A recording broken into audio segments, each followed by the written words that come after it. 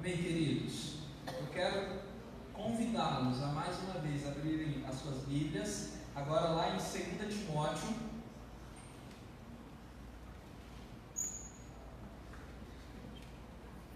a segunda carta do apóstolo Paulo ao seu amado filho e discípulo Timóteo,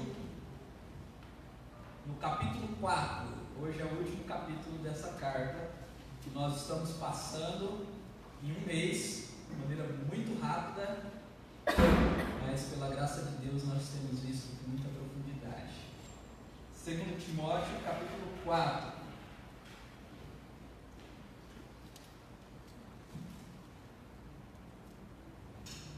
Todos encontraram? Amém. A palavra do Senhor, hoje nós vamos lê-la com a seguinte temática: completando a carreira cristã.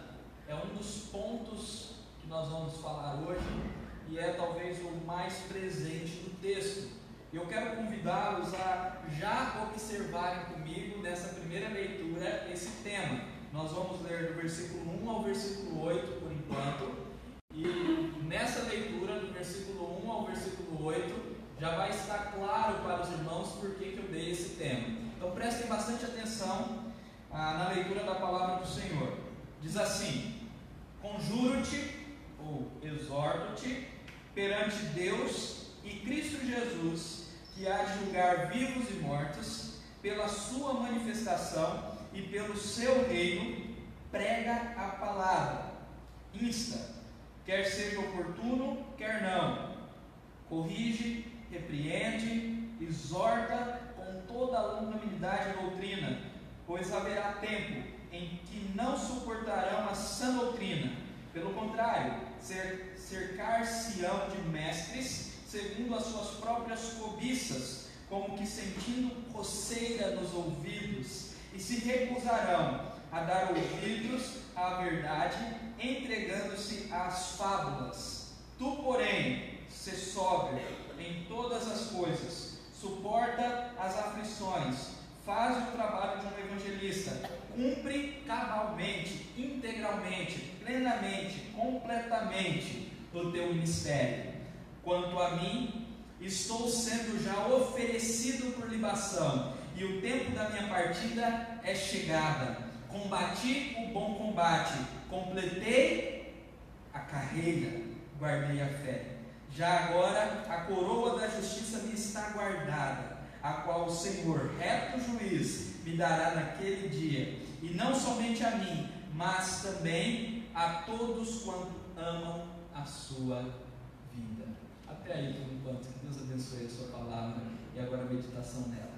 Completando a carreira cristã.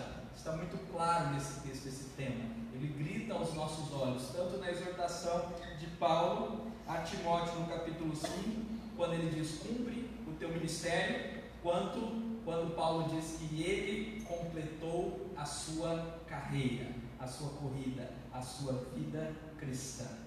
Amém? Só que eu quero começar trazendo alguns problemas. E hoje pesquisando eu vi essa notícia, que 1.500 pastores abandonam o ministério todos os meses nos Estados Unidos. 1.500 pastores não conseguem falar como Paulo, completei a carreira, nos Estados Unidos. Se for contar em todo o mundo, esse número irá aumentar muito. Hoje na igreja presbiteriana no Brasil deve ter uns 5.000 pastores, eu não sei certinho. Já pensou 1.500 pastores por mês? Em 3 meses já foram quase todos os pastores da igreja presbiteriana do Brasil. É muita coisa. Aqui existe essa imagem da porta da saída ou de saída de pastores, onde falam que 70% deles sofrem depressão, estresse, 80% não se sentem preparados para o ministério, 70% afirma só ler a Bíblia para os sermões, 40% já tiveram casos extraconjugais, já traíram as suas esposas, 30%, isso são pastores, não estou falando ainda da igreja, reconhecem ter reduzido as próprias contribuições às igrejas após crise financeira. Então desses 1.500 deixam de pregar nos cultos todos os anos. Vocês já pensaram que estatística é terrível? Na verdade, não todos os anos, todos os meses. É terrível isso. Isso é muito sério. Por que não persevera? Então eu comecei a pesquisar também a nossa realidade no Brasil. E eu descobri que 4 milhões de brasileiros são identificados como evangélicos não praticantes. Vocês sabem o que é isso? É aqueles cristãos, na grande maioria, com raríssimas exceções, aqueles cristãos que nasceram numa igreja cristã, que foram criados por pais cristãos, que cresceram na escola dominical, que cresceram aprendendo o Evangelho, mas quando chegaram na vida adulta, se afastaram. Continuam se considerando cristãos, mas não são praticantes, não buscam mais a Deus, não vão mais à igreja, não servem no serviço cristão. Obrigado. Não estão buscando ao Senhor rotineiramente. Esses são 4 milhões no nosso país. É muita coisa. Goiânia hoje tem 1,5 milhão de habitantes. Então imagine 4 milhões. 4 milhões, são quase 3 Goiânias. É muita coisa. E um último dado que também me preocupa muito é que 70% dos jovens cristãos abandonam a sua fé na faculdade. Eu não consegui identificar essa pesquisa de qual país foi. Eu presumo que não seja do Brasil, e sim dos Estados Unidos. Mas, mesmo sendo lá, é outra estatística muito preocupante. Vocês já pensaram? Jovens que se frequentavam a igreja, quando entram para a faculdade, 70%. É mais do que a média, é mais do que a metade. Abandonam a fé cristã na faculdade. Graças a Deus, no finalzinho dessa reportagem, dizem que muitos deles voltam para a fé cristã. Não falou porcentagem, mas ainda assim é muito preocupante isso. E tudo isso tem muito a ver com o que nós vamos falar hoje. Eu lembro de já ter contado aos irmãos a história de Florence, essa nadadora norte-americana, que no auge da sua carreira ela foi atravessar entre a Ilha Catalina e a Califórnia, o estado da Califórnia nos Estados Unidos. Ela já atravessou, por exemplo, já havia atravessado antes disso o Canal da Mancha, a nado. São 33 quilômetros entre o Canal da Mancha, ali no Estreito Menor. O Canal da Mancha é o canal que fica entre Inglaterra e França. Podem pesquisar lá, é muito famoso, onde tem um metrô que passa por debaixo da terra.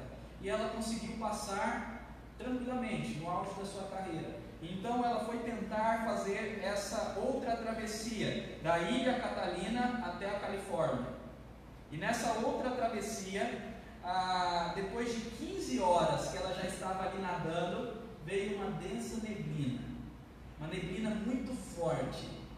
E ela já estava sentindo cãibra. Imagina, nadando 15 horas. Eu não consigo imaginar nadar nem 5 minutos. 15 horas nadando. A cãibra. E a neblina fez com que ela não visse mais a praia. E o que aconteceu? Ela desistiu. Quando já no bote, indo para a praia, ela percebeu que ela estava a cerca de 2 ou 3 quilômetros apenas da praia. Já tinha nadado 38, 37 quilômetros. Estava chegando, mas desistiu.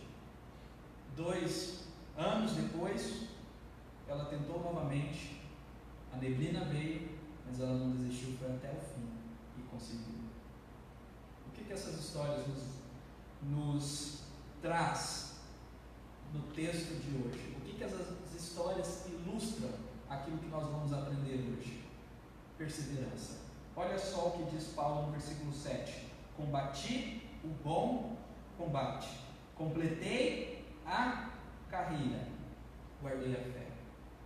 Completar a carreira aqui, que é da onde eu tirei o tema da mensagem dessa noite, significa completar a corrida. A ideia é mesmo uma corrida, uma maratona. E lembre-se que Paulo vivia nesse mundo, nesse universo naquela época já existiam os Jogos Olímpicos gregos, já existiam as corridas, as maratonas, aonde o atleta, o corredor tinha que se superar, se auto-superar para correr. E Paulo está pensando nisso quando ele diz aqui, ele diz: eu completei a corrida, eu fui até o final, eu corri os mais de 50 quilômetros aí da São Silvestre. Ele completou a carreira, ele foi até o fim. Isso é muito importante para nós. Nós cristãos devemos aprender a ir até o fim. E eu quero usar esse versículo como base para as 3 divisões que eu quero propor hoje no texto. A primeira divisão é combater o bom combate. Como? Por meio da pregação constante da palavra. E isso Paulo vai falar do versículo 1 ao versículo 4.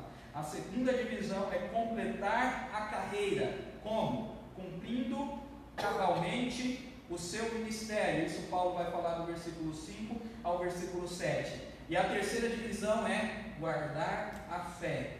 Como? Confiando no Senhor, que nos assiste e nos fortalece. E isso ele vai falar do versículo 8 ao versículo 18. Amém? Essas 3 divisões vão ficar claras agora para vocês. E vamos nos voltar mais ao texto para a primeira divisão. Combati ou combatendo o bom combate. Versículo 1 a 4, vou ler novamente. Exorto-te perante Deus e Cristo Jesus, que há de julgar vivos e mortos, pela sua manifestação e pelo reino de Deus. Prega a palavra, insta, quer seja oportuno, quer não. Corrige, repreende, exorta com toda a longanimidade e doutrina. Pois haverá tempo em que não suportarão esta doutrina. Pelo contrário, cercar-se-ão de um mestre segundo as suas próprias cobiças, como que sentindo coceiras nos ouvidos, e se recusarão a dar ouvidos à verdade, entregando-se às fábulas. A primeira coisa aqui, no combatendo o bom combate por meio da palavra, ou do ensino da palavra, Paulo, ele chama a atenção a Timóteo para uma declaração solene. Olha só o que ele diz: Timóteo, conjuro-te perante Deus e Jesus, que há de julgar vivos e mortos. Isso aqui é muito semelhante a declarações solenes que eram feitas naquela época, quando um rei, quando um arauto se levantava para falar ao povo e falava perante o rei, perante o imperador, perante César, perante Deus, e falava ao povo. Então Paulo está chamando a atenção para Timóteo que o que ele está falando é muito sério, é algo seríssimo, é algo que deve ser cumprido diante do Senhor. Vamos lembrar que o que antecede esse texto é quando Paulo está falando, ou melhor, os versículos que antecedem esse texto é quando Paulo está falando sobre a inspiração das Escrituras. Lá no versículo 16 ele diz: as Escrituras sagradas são inspiradas, são divinas, e as Escrituras sagradas são úteis para o ensino, para a repreensão, para a correção e para a educação. Então, Timóteo, preste atenção, porque as Escrituras sagradas são inspiradas, porque as Escrituras sagradas são úteis para transformar o homem, para aperfeiçoar o homem. É isso que ele está dizendo no versículo 17. As Escrituras sagradas são úteis para fazer do homem de Deus perfeito e perfeitamente habilitado em toda boa obra. Então, Timóteo, diante de Deus que inspirou as Escrituras, eu te exorto: pregue a palavra. Vocês estão sentindo a força desse argumento? Paulo não apenas fala aqui diante de Deus e Jesus Cristo que há de julgar vivos e mortos, e a ideia é que Jesus também há de julgar, não apenas Deus Pai. Jesus também é aquele que julga, mas também Paulo fala pela sua manifestação e pelo seu reino. Eu lembro-me de uma série do C.S. Lewis que eu gosto muito, chamado Crônicas de Nárnia. Eu sempre falo nos sermões, quando há alguma coisa relevante para o tema, sobre essa série. Existem filmes dessa série, mas mas muito melhor do que os filmes são os livros, então leia os livros. E existe uma cena que há no filme e também nos livros, aonde na hora da batalha eles falam por Nárnia e por Aslan. E ele sai correndo, animado, vibrando para a batalha. Por Nárnia e por Aslan. É isso que Paulo está dizendo aqui. Pela manifestação do Rei, pelo Rei Jesus que foi manifesto e se manifestará, e pelo reino. Paulo está dizendo, preste atenção, Timóteo. É por Deus, o justo juiz, é pela manifestação de Jesus, a sua graça, que veio e morreu por nós, mas também é pelo reino. Se isso não for motivo suficiente, então nada será. Se você é cristão, essas coisas são motivos suficientes para vocês obedecerem, como cantamos. Vocês lembram que vocês cantaram? Dai-me um coração disposto a obedecer. A oração do Danilo foi que esse cântico seja uma oração sincera. E se de fato foi, diante de Deus, nos sobra obedecer. Então nós temos aqui, em segundo lugar, a exortação. Pregue a palavra. Insta, com insistência, quer seja oportuno, quer não, corrige, repreende, exorta com toda a longanimidade e doutrina. São vários termos que Paulo usa para dizer a necessidade de ensinar a palavra em todo tempo e constantemente. O cristão, ele deve ser cheio da palavra. É isso que Pedro fala quando ele diz que nós devemos, se alguém fala, deve falar conforme os oráculos de Deus, a palavra do Senhor. É isso que Paulo fala lá em Efésios, quando ele diz que nós devemos falar uns aos outros salmos. Nós precisamos ser cheios da palavra de Deus, e isso pressupõe leitura, aprendizado, para que nós venhamos a falar a palavra de Deus em todo o tempo. O que Paulo está dizendo aqui é: Timóteo, não se canse de falar a palavra de Deus. E por incrível que pareça, pode ser sim cansativo, principalmente por causa dos ouvintes, e Paulo vai deixar isso claro agora. Mas ele está dizendo, Paulo, ou Timóteo, pregue a palavra, seja oportuno ou não, corrige, repreende, exorta. E é interessante quando ele fala sobre exortação, ele usa um termo aqui bem legal, que é longanimidade. Os irmãos estão vendo ele aí? Longanimidade significa paciência, uma paciência longa, um longo ânimo. Então, com muita paciência, que às vezes você vai exortar, aquela pessoa que você está exortando não vai te ouvir, mas você vai continuar exortando. Mas seja firme na doutrina. É isso que Paulo está exortando. E ele coloca um pois aqui: pois haverá tempo em que não suportarão essa doutrina. Na verdade, esse tempo já acontecia na época de Paulo. Os homens não suportavam, alguns deles, essa doutrina, como também acontece nas nossas épocas. As pessoas não suportam, elas resistem à verdade de Deus, elas não querem escutar a palavra do Senhor. E por quê? Olha só o que ele diz: pelo contrário, cercar-se-ão de mestres segundo as suas próprias cobiças, como sentindo coceira dos ouvidos. O que Paulo está dizendo? Logicamente, esse coceira dos ouvidos é uma figura de linguagem daqueles que têm o desejo de escutar apenas aquilo que agrada aos seus ouvidos.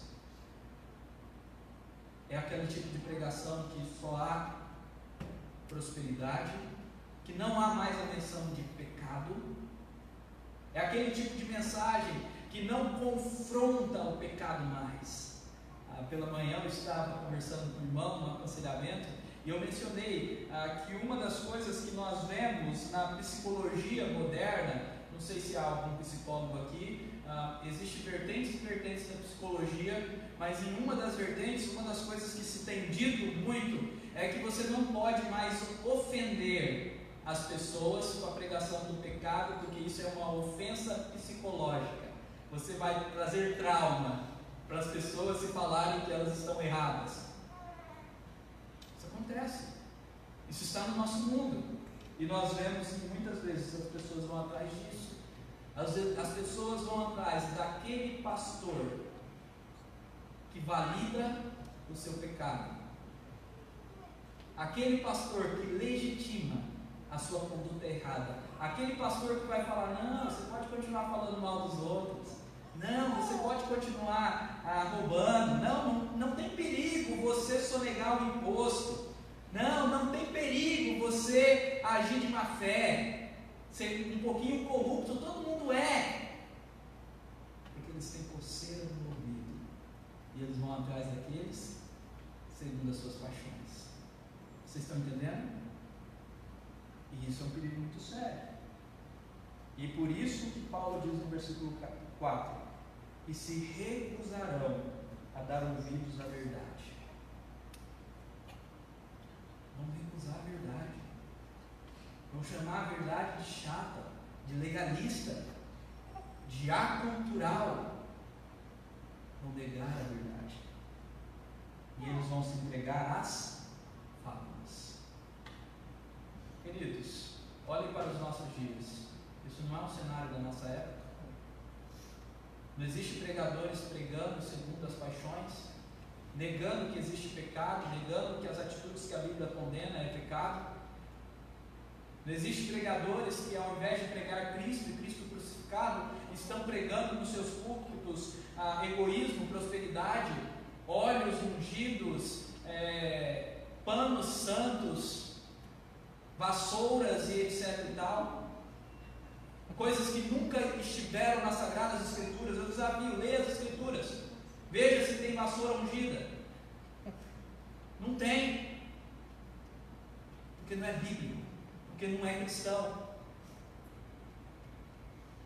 Isso acontecia lá na Idade Média, quando vendiam a salvação por meio de indulgências, e tem se retornado na nossa época, por meio de falsos pregadores que apenas querem prosperar na custa de pessoas que sofrem. Isso é muito triste.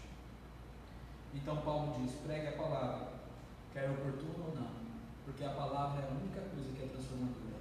A palavra é a palavra do Senhor. Amém? Adiante, completando a carreira. É interessante que toda vez que Paulo fala sobre os homens maus, ele usa a expressão do porém depois. Vamos lembrar que aqui Paulo está discipulando Timóteo. Ele está falando a Timóteo. E ele sempre quer falar: você tem que agir de maneira diferente. Paulo não está querendo dizer que Timóteo é melhor do que essas pessoas, no sentido de que ele é melhor por obras próprias. Jamais. O cristianismo não nos ensina isso. O cristianismo ensina que todos nós somos pecadores e carecemos da glória de Deus, que todos nós precisamos nos arrepender e que não existe ninguém melhor do que ninguém. Todo mundo que tiver orgulho de se achar melhor, de se achar o bom, não é cristão, é fariseu. Isso Jesus nos ensina: aquele que se exalta será humilhado, que se humilha será exaltado. Mas sim, aqueles que são alcançados pela graça do Senhor Jesus, eles têm a transformação que não vem de si mesmo, mas de Jesus. É por isso que Paulo sempre fala: tu, porém, olha, esses homens vão segundo as suas vaidades, mas tu, Timóteo, foi alcançado pela graça. Se não fosse, você também iria, mas foi alcançado. Não é porque você é bom, é porque Deus o ama. Então, você, Timóteo, primeira coisa, seja sóbrio em todas as coisas, suporta as aflições, faz o trabalho do evangelista e cumpre cabalmente o teu ministério. Eu usei essa última frase para resumir todo o versículo 5: cumpre cabalmente o teu ministério. Como? Com sobriedade. Observe que a sobriedade aqui está contrapondo aqueles que se entregam a fábulas. Então, se entregar a fábulas não é ser sóbrio. Ser sóbrio é continuar firme na palavra do Senhor. O termo sóbrio significa, ser equilibrado, ser controlado, ter o controle, né? Ter serenidade, ser moderado. É isso que significa. Sóbrio é um termo que nós utilizamos para aquele que não se embebeda, se embriaga, não é verdade? Aquele que não perde os seus sentidos por causa do vinho. E sobriedade nas Escrituras Sagradas significa aquele que não perde o seu sentido por causa dos pecados. Vocês estão entendendo? Quando Paulo diz, não vos embriagueis com vinho, isso está lá em Efésios capítulo 5, mas enchei-vos do Espírito, o embriagar com vinho ali é um tipo de todas as coisas fúteis, carnais e pecaminosas da nossa época. Então, ao invés de gastar tempo com as futilidades, com os pecados, com as coisas carnais, nós devemos o quê? Encher do Espírito. Então, o que é ser sóbrio, segundo Paulo? Ser cheio do Espírito Santo.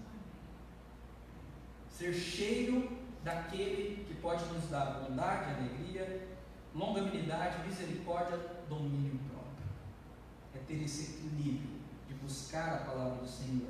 E por isso que é tão importante nesse texto a questão da sobriedade. Mas também Paulo diz para suportar as aflições, é para cumprir o ministério suportando as aflições. Eu vou dar uma ênfase no próximo ponto quanto a isso, mas logicamente no ministério há muitas aflições e perseguições.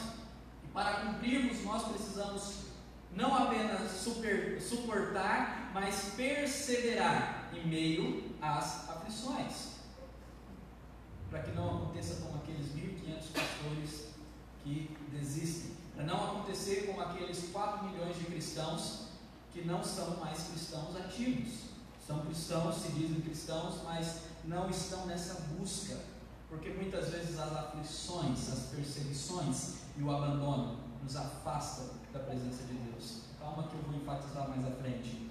Paulo também diz, faz o trabalho de um evangelista. É muito interessante porque que Paulo separa o trabalho do evangelista como pregue a palavra lá em cima. E isso é uma pergunta muito importante para entendermos o texto. Talvez Paulo esteja pensando no versículo 2, no pregue a palavra, no pregue a palavra toda, sim, no pregar o evangelho também, mas no pregar a palavra e as doutrinas para que as pessoas aprendam como seguir a Jesus, como deve ser a vida cristã. Agora aqui, no faz o trabalho de um evangelista, ele está pensando em algo mais específico, em pregação do evangelho, no evangelismo propriamente dito. Ele não está pensando mais a cristãos, que talvez lá no versículo 2, ele esteja pensando à igreja. Timóteo, você deve pregar constantemente à igreja a palavra do Senhor. Aqui no versículo 5, ele está pensando as pessoas que estão lá de fora, aqueles que ainda não ouviram a palavra. Evangelize-os, faça esse trabalho, pregue o evangelho, conte a eles o maravilhoso evangelho do Senhor Jesus Cristo. E eu também vou falar no último ponto. Esse último ponto vai ser perfeito, né? Tem de tudo. Então pregue esse evangelho maravilhoso. É isso que Paulo está dizendo. E por fim, então, ele finaliza dizendo: cumpre cabalmente o teu ministério. Cabal aqui é integralmente, plenamente. Cumpre até o final o seu ministério. Cumpre até o final o seu ministério. É isso que Paulo está dizendo. E qual que então é o exemplo disso? É a própria vida de Paulo. Olha aí o versículo 6 a 8, acompanhe comigo. Volte aí para suas Bíblias. Essa ondulação aí do som provavelmente foi a nossa energia.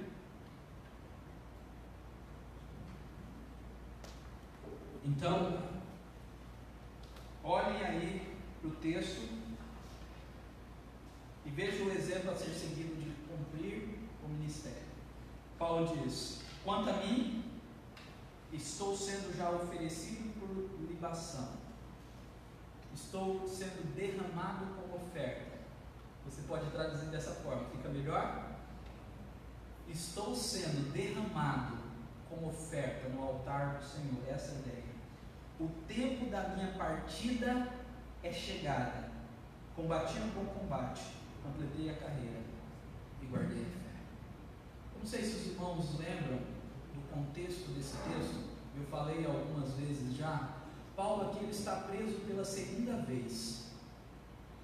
Pela segunda vez ele está preso em E aqui é uma prisão diferente. Na primeira vez ele foi preso em Roma, enviado de Jerusalém, e ele chegou lá e ficou preso numa casa, uma prisão domiciliar.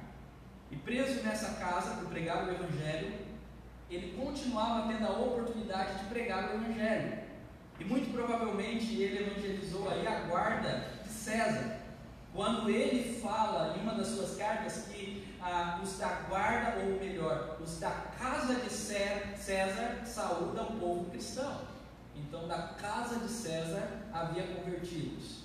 Seria essa guarda que estaria ali com Paulo constantemente. Só que aqui, depois dessa primeira prisão, Paulo foi solto. Provavelmente nesse período ele foi até a Espanha, que era os fins da terra naquela época. Nem se ouvia falar de Rondônia. Goiás, Piqui não tinha. Eles foram até a Espanha. Portugal e Espanha eram o mesmo país. E provavelmente voltou para Roma, então depois da sua viagem. Só que nesse período, César, um imperador tirano, maluco, colocou fogo em Roma, porque ele queria construir uma nova capital, Nerópolis. E César era Nero. Colocou fogo em Roma. E quando ele viu que não daria certo o seu plano, culpou Paulo e culpou Pedro. É bem provável, e isso é tradição, a gente não tem um registro bíblico disso, que neste período Pedro foi preso e foi crucificado de cabeça para baixo, e Paulo foi preso e foi decapitado. Então, muito provavelmente, é essa prisão que ele escreve esse texto. É esse o momento que Paulo escreve essa carta. Ele está preso, não mais numa casa, agora numa masmorra. E lá preso na masmorra, ele está se despedindo de Timóteo e exortando Timóteo a ficar firme. Pensem um pouco comigo, como esse homem tinha um exemplo de combater o bom combate. Ele estava preso, mais adiante nós vamos ver que ele estava abandonado. Ele poderia simplesmente, numa figura de linguagem, numa expressão que nós usamos, chutar o pau da barraca, abandonar tudo, esquece tudo, eu já estou preso e vou ser morto. Mas não, ele escreve uma carta, na verdade provavelmente duas, essa e Tito, para exortar os seus discípulos, os seus filhos a continuar firme e trazer vários ensinamentos para a igreja do Senhor.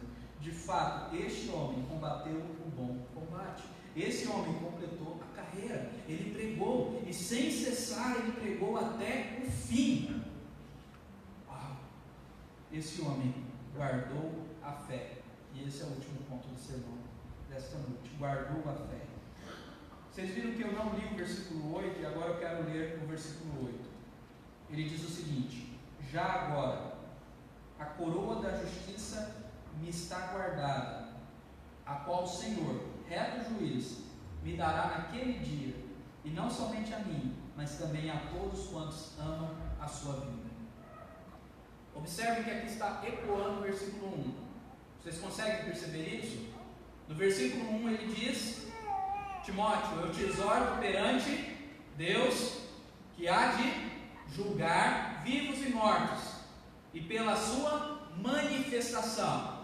E aqui ele diz: já agora a coroa da justiça me está guardada, a coroa da vitória, a coroa que Jesus conquistou para nós segundo a sua justiça. Esta coroa maravilhosa me está guardada. E quem que vai dar? O reto juiz, aquele reto juiz que julga vivos e mortos, que ele falou para Timóteo anteriormente. E ele vai dar para quem? Para Paulo e para todos aqueles que amam a sua manifestação, a sua vida. Vocês viram o eco? Timóteo, diante do justo juiz, eu te exorto. Diante da manifestação desse juiz, eu te exorto. E agora ele está dizendo: Timóteo, diante do justo juiz, eu vou ser coroado. E diante do justo juiz e de sua manifestação, todos nós seremos. Amém? Aqui é uma atitude de fé. Paulo estava preso, mas ele jamais perdeu a fé em Cristo Jesus. Ele continua tendo fé na herança eterna e na segunda vinda do nosso Salvador. Isso faz com que ele não pare, isso faz com que ele não desista, porque ele sabe quem é o seu Deus. Ele crê que a coroa da justiça será entregue a ele, e pessoalmente pelo juiz. Aleluia! E ele diz uma maravilhosa promessa a nós, para que nós também continuemos guardando a fé até o fim, que todos nós que amamos a vinda de Jesus, também será nos dada essa coroa. E ele continua com essa temática. No versículo 17 ele fala que o Senhor o assistiu. Mas antes de entender esse versículo, a gente precisa ler o versículo 10 ao versículo 16, lá desde o versículo 9. Eu quero que os irmãos vejam esses versículos e identifiquem o abandono de Paulo, identifiquem o sentimento de abandonado que Paulo está. Por mais que esse homem é um homem de fé, prestem bastante atenção, meus irmãos, por mais que esse homem é um homem de fé, ele também é um homem. E nas palavras aqui eu consigo sentir o sentimento de Paulo, sentimento sim de tristeza por ser abandonado, sentimento de solidão. Ele sofre isso também, como todos nós sofremos. Preste atenção. Ele começa dizendo para Timóteo ir ter com ele. Versículo 9: procura vir ter comigo depressa, porque Demas, tendo amado o presente século, me abandonou e se foi para Tessalônica. Crescente foi para a Galácia, Tito para a Dalmácia. Somente Lucas está comigo. Toma contigo Marcos e traze-o, pois me é útil para o ministério. Quanto a Tiquito, mandei-o até Éfeso. Quando vires, traze a capa que deixei a Troade, ou que deixei em Troade, em casa de Carpo, bem como os livros, especialmente os pergaminhos. Alexandre, o latoeiro, causou-me muitos males. O Senhor lhe dará paga segundo as suas obras. Tu, guarda-te também dele, porque resistiu fortemente às nossas palavras. Na minha primeira defesa, ninguém foi ao meu favor. Antes, todos me abandonaram. Que isso não lhe seja posto em conta. Vocês estão sentindo o sentimento aqui de Paulo? Ele é um apóstolo que lutou por várias igrejas, muitas e muitas igrejas. Ele plantou com o suor do seu rosto, sofrendo perseguições, sendo apedrejado. E na sua última prisão, ele está lá nas masmorras, abandonado, até por aqueles que ele evangelizou, por aqueles que caminharam com ele, por aqueles que se tornaram amigos dele. Ele está lá abandonado, e ele fala várias vezes aqui. Ele deixa claro que Demas o abandonou, ele deixa claro que Alexandre o latoeiro lhe causou muitos males, ele deixa claro que ninguém estava a favor dele na primeira defesa, que todos haviam abandonado, exceto Lucas. Lucas é aquele que escreveu o livro de Atos. Vocês já pensaram nisso? Só que aí nós temos o versículo 17. Se nós lermos o versículo 9 a 16 apenas, nós pensamos: Paulo está deprimido, Paulo está em angústia, e provavelmente ele sim estava triste ali, estava em angústia sim, porque ele é homem, mas jamais ele estava prostrado, porque ele continuava tendo fé no Senhor Jesus Cristo. Olhem comigo o versículo 17. Mas o Senhor, todos me abandonaram, mas o Senhor me assistiu e me revestiu de forças,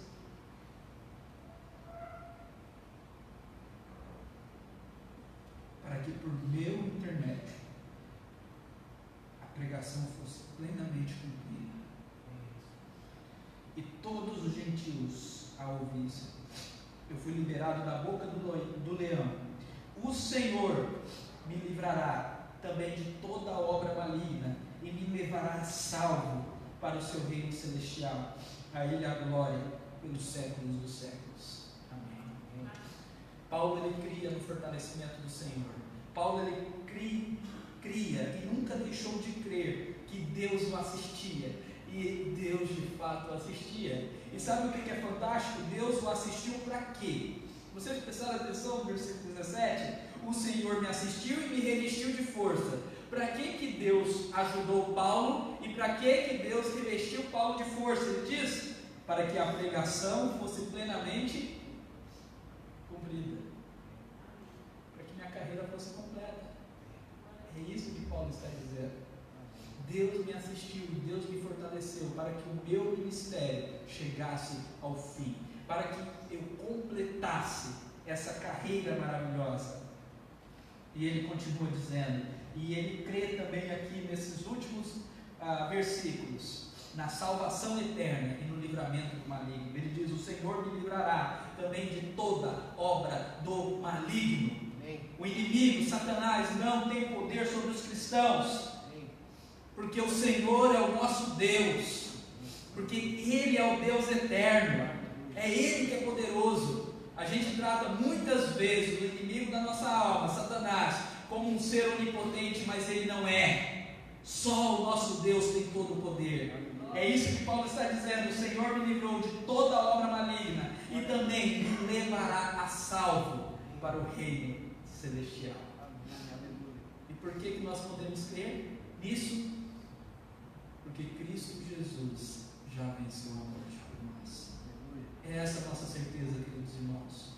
Quando nós pecamos, o nosso pecado nos afastou de Deus. Deus então enviou o seu Filho, para ao invés de nós morrermos por causa dos nossos pecados, o seu Filho morrer em nosso lugar. Ao invés de nós sermos condenados, nós merecemos condenação porque pecamos, o seu Filho ser condenado em nosso lugar. E se Deus é justo, Ele jamais condenará duas vezes, mas todos aqueles que creram, todos aqueles que receberam Jesus pela fé, estes não são condenados. O inimigo não pode ter ou fazer nenhuma obra do mal. Estes serão levados a salvos para o reino celestial. Por quê? Porque Jesus não só morreu, mas Ele ressuscitou. E Ele está lá. E Ele é a nossa certeza, assim como o Espírito Santo em nós. Amém? Para finalizar, é interessante que nesse texto aqui existem alguns pedidos de Paulo a Timóteo. Um deles está no versículo 9: procura vir e depressa. Paulo estava sozinho e queria a companhia do seu amado filho. No versículo 13, ele pede uma capa. Aí lá no versículo 23 a gente sabe por que a capa, porque o inverno estava próximo. E ele também pede livros, especialmente os pergaminhos. E a pergunta é: para quê? Vocês já se perguntaram? Paulo estava preso numa masmorra. E ele já tinha certeza que a hora dele havia chegado, e havia mesmo. Ele seria morto. Nós não sabemos quanto tempo demorou dessa carta, se Timóteo conseguiu vê-lo até Paulo ser morto. Mas ele queria, ainda assim, continuar lendo a palavra do Senhor. Quando ele pede os livros, os pergaminhos aqui provavelmente eram os textos das Escrituras Sagradas, para que ele continuasse a aprender sobre o Senhor.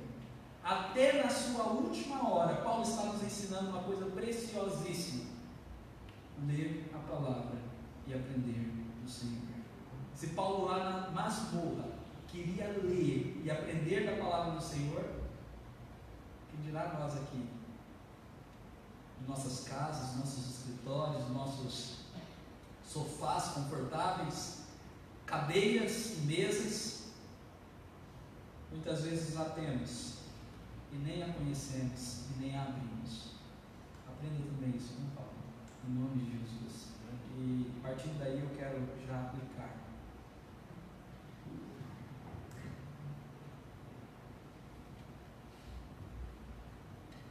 Primeiro, e muito claro, em todo esse texto de estudo, pregue a palavra, evangelize.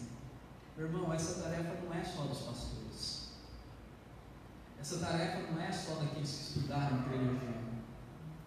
Você é chamado a pregar. Na semana passada eu citei uma cena do filme Quarto de Guerra, onde se é dito pela senhora: agora você vá e ensina outros a buscar o Senhor. É isso que Paulo fala a Timóteo no capítulo 2, versículo 2: ensine outros a ensinarem outros, ensine outros tudo que eu tenho vos ensinado. Vocês escutaram hoje a exposição da palavra do Senhor, de um capítulo de Timóteo. Vocês podem agora ensiná-lo. Vocês podem ensinar a palavra do Senhor, as verdades do Senhor, mas não apenas isso, evangelizar, falar aos amigos, aos vizinhos. Queridos irmãos, vocês já se perguntaram por que a igreja do Senhor tem crescido tão pouco nesses dias? É porque nós temos nos calado. Nós cristãos não temos pregado o evangelho. Nós temos ficado, para não ofender, de boca fechada. Isso é errado. Claro que eu entendo. Para pregar a palavra, você também precisa lê-la com regularidade. Todos os dias. É isso que é ler a palavra com regularidade. É ter a sua vida devocional todos os dias. Então pregue a palavra, leia a palavra, viva a palavra. Em nome de Jesus. Seja sóbrio, tenha equilíbrio. Sobriedade é sinônimo de ser cheio do Espírito Santo. Jesus diz: aquele que tem sede, venha a mim, que eu darei de beber. João nos afirma que isso Jesus disse com respeito ao Espírito. Então vá até Jesus para beber do Espírito, para se encher do Espírito. Busque ao Senhor, deseje o Senhor. Quantos de nós desejamos mais as coisas do mundo do que o nosso Deus? Então deseje o Senhor. Cumpra a missão que Deus te deu. Que Deus te deu, não que Deus te deu. Cumpra a missão que Deus te deu. Todos nós temos a missão de pregar o Evangelho e evangelizar. Mas Deus também nos deu dons, serviço, ministério, seja diaconal, seja de ensino, seja de professor, seja de servir, doar cestas, seja de tocar ou cantar. E nós estamos negligenciando, queridos irmãos. A igreja não está querendo se dispor a trabalhar. Essa semana eu fui visitar uma igreja do nosso presbitério, junto com uma comissão executiva do presbitério. E das palavras dos presbíteros e também dos pastores que ali estavam, eles estavam falando que a igreja não está querendo mais ter compromisso com a obra. Isso me preocupa, porque isso tem acontecido no mundo todo. As pessoas não querem mais servir, vivem procrastinando, acomodadas. Exercite o seu dom, em nome de Jesus. Suporte as aflições com fé, mesmo que você tenha sido abandonado, mesmo que você seja o último, continue firme, suporte com fé. Fé em quem? Fé naquele que tem a vida eterna e a salvação. Creia nele, continue firme com fé, continue firme e creia no auxílio do Senhor para cumprir o seu ministério. Talvez você entrou aqui hoje querendo desistir da igreja, desistir da família, desistir do casamento, de um filho que você tem orado, desistir, não sei o que,